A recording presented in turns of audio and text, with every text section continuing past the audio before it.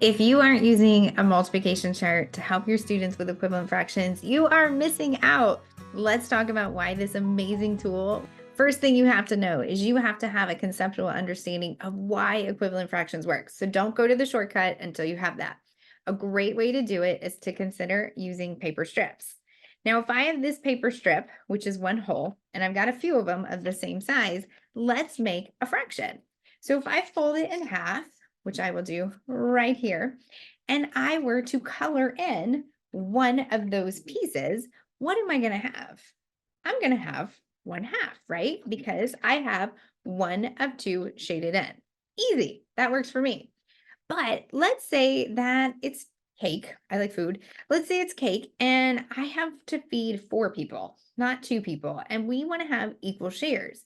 Well, yeah, we could take the cake because right now it's not working, and we could fold our piece of paper or cut our cake into 4 equal parts. And when we do, guess what happens? We now have 4 parts, but they look different. What do you notice happened to my half? Now it's doubled, right? Instead of having 2 pieces, we have 4. Instead of having 1, we have 2. Or you could say we multiplied it by 2. Let's say more people show up and we need to have more equal parts. We could fold it again. What's going to happen? It's going to double again. We're doubling our double. So now, instead of having 2 equal parts, how many parts do we have? I know this might be hard to see. We have 1, 2, 3, 4, 5, 6, 7, 8.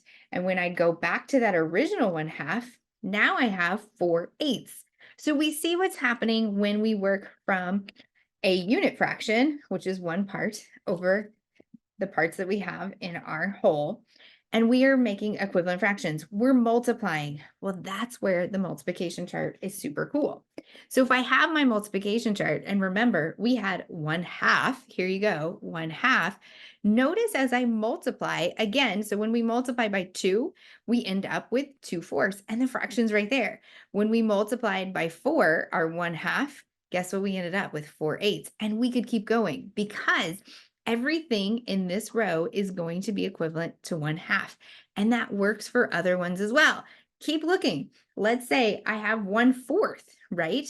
Everything in these 2 rows are going to be equivalent to 1/4 because of the rationale of what you're doing when you fold and you're actually making more. It's represented here on multiplication chart.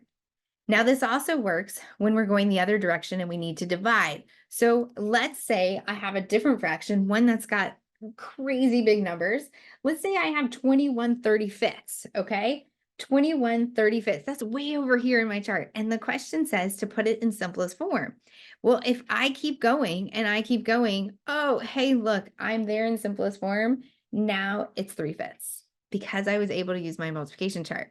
Now, granted, you don't want them living on this forever, but as students are mastering their facts and learning about factors and greatest common multiple and greatest common factor, this is what's going to teach them that because they're learning visualization techniques while they're using this, and a color-coded version is even better, which you can check out a free one at mathwithpurpose.com/blog and check out the blog post with this video and your free download because I tell you, it's a game changer. What are you waiting for? Quit fighting over multiplication facts during your fraction chapters and help your students to really understand what's happening.